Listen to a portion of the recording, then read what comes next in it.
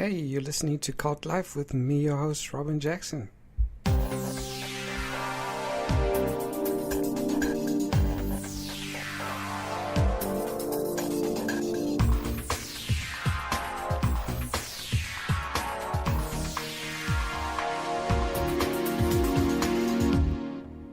Hey, and welcome to another show, another episode of Cult Life. Thank you for joining me again this week.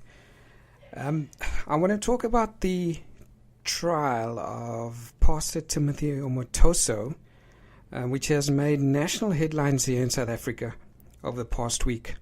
Now, Omotoso is on trial for charges ranging from rape, human trafficking, sexual assault, and so forth. And three others have briefly appeared together with Omotoso in the Port Elizabeth Magistrates Court on Wednesday. Now, this Nigerian televangelist was arrested at Port Elizabeth International Airport almost a year ago on charges of trafficking more than 30 girls and women. He's also accused of being in the country illegally, and Omotoso allegedly sexually exploited his victims, who were from various branches of his church, at a house here in Umhlanga in Durban, KwaZulu-Natal. As I said, he has three co-accused. Now, the past week, Cheryl Zondi has spent 3 grueling days on the stand in the Port Elizabeth High Court, intimately detailing her alleged rape at the hands of this charismatic televangelist, Timothy Omotoso.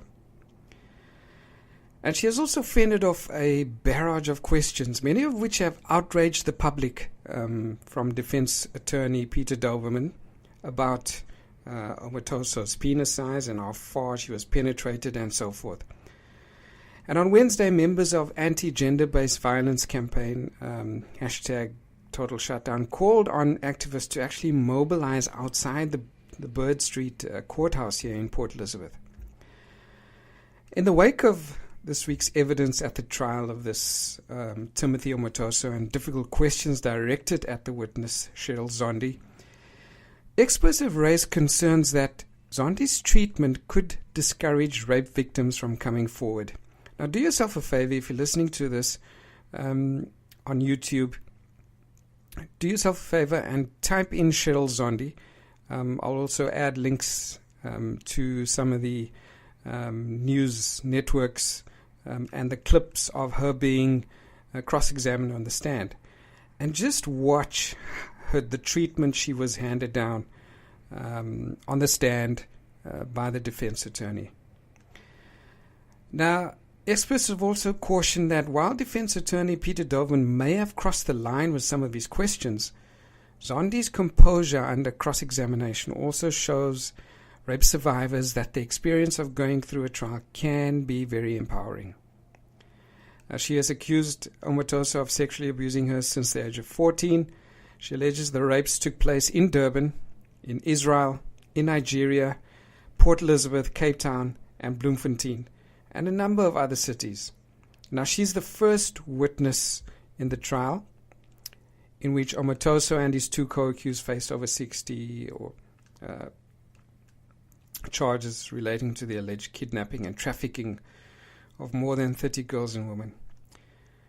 Now, during his cross-examination this week, the defense attorney Daubermann asked Cheryl Zondi a number of questions which caused the Judge Mandela Makaula, to intervene, and which many have said were inappropriate.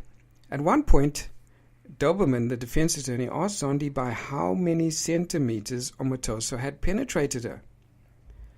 And this is just disgusting for a woman to be subjected to this type of questioning. He also went on to ask Zondi why she did not scream, and asked her if, by traveling to Durban to see Omotoso, she did not accept the risk of being raped.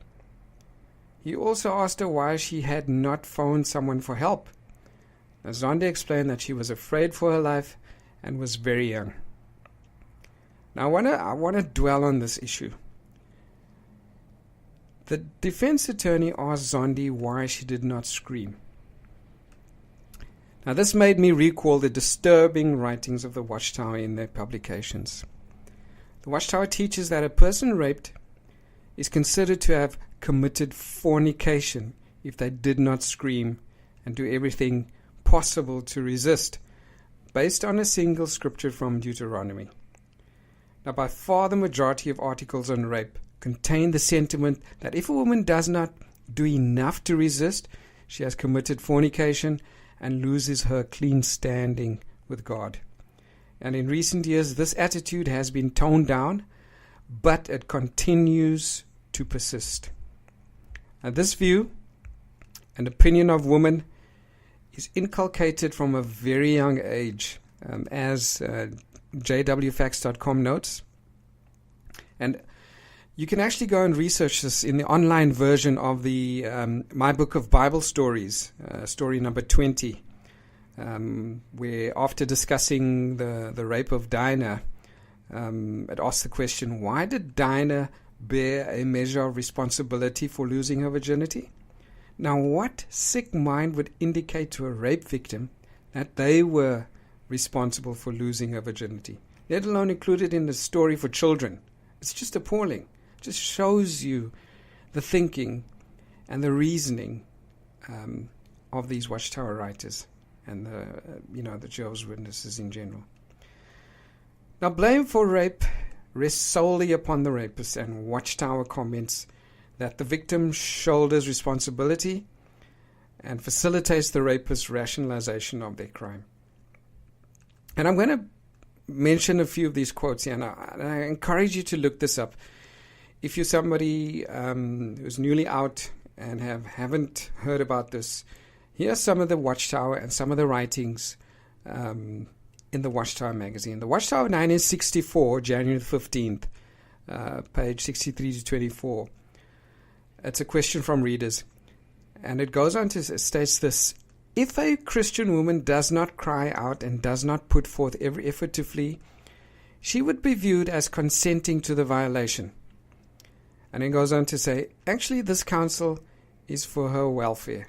For if she should submit to the man's passionate wishes, she would not only be consenting to fornication or adultery, but be plagued by the shame. Another Watchtower, 1968, June the 1st, pages 345 to 50, discusses under the title, The Christian's View of Self-Defense. And it goes on to say, and I quote from the Watchtower, it says, if you are a Christian woman, what should you do if, in spite of all precautions, you are set upon by a rapist? If you cannot deter him by reasoning or by calling upon the name of Jehovah, then what?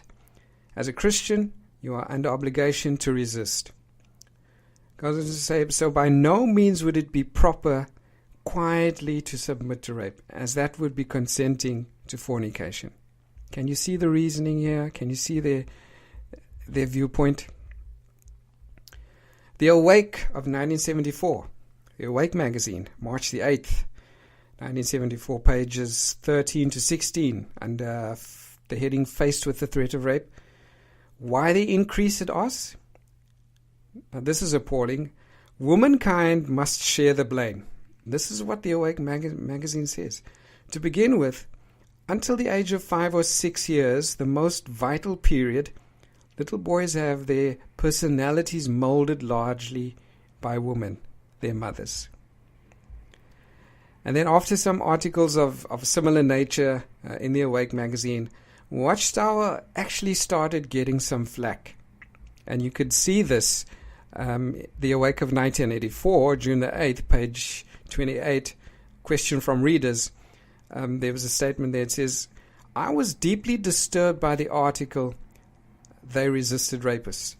I am very upset that anyone would even consider a victim of rape guilty of fornication.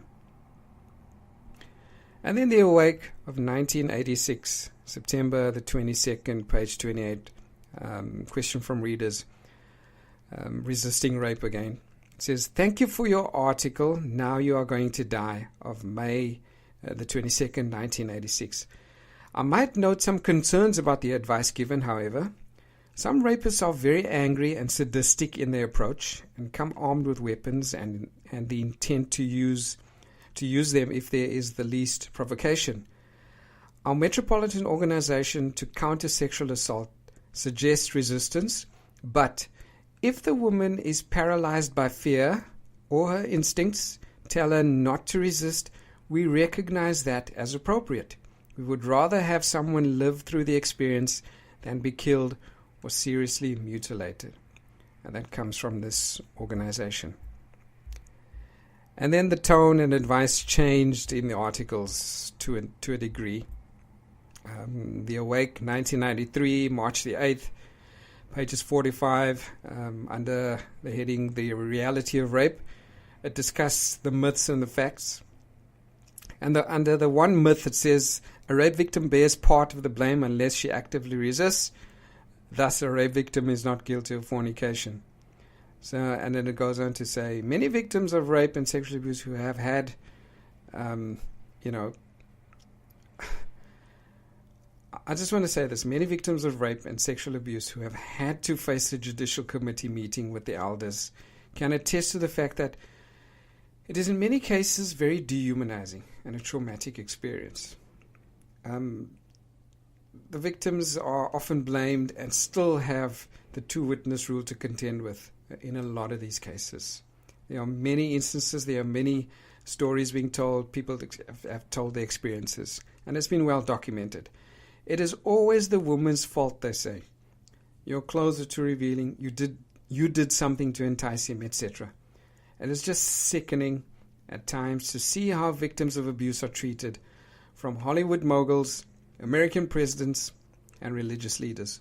All this happens under a Bible-based doctrine and societal influence or viewpoint of patriarchy. Now, Cheryl Zondi has become the face of rape survivors in South Africa. She has stood up against a religious leader that exploited young girls and women and was willing to lay bare her experience to the world. I salute her and many others who have had the courage to come forward and actually speak up about this evil. And we know in recent times the Watchtower has increasingly been hit by the courts and handed down judgments. Just recently, another $35 million lawsuit against them was awarded to victims of child sexual abuse. And these stories constantly come out in the media, and it just shows how Watchtower is not as clean an organization as they would want the world to view them or to see them. A lot of these things get hidden from the rank and file, and when you approach the rank and file with the actual evidence of all the misconduct and the misdeeds and the child sexual abuse issues, cognitive dissonance comes into effect. They are quick to see the error and to point out the Catholic Church, and I've had one of my previous podcasts talks about this. But when faced with their own issues and own evidence of sexual assault and sexual abuse within the organization, they choose to turn a blind eye and listen to their leaders. So that's the show for today. Thanks for listening, and until next week, bye for now.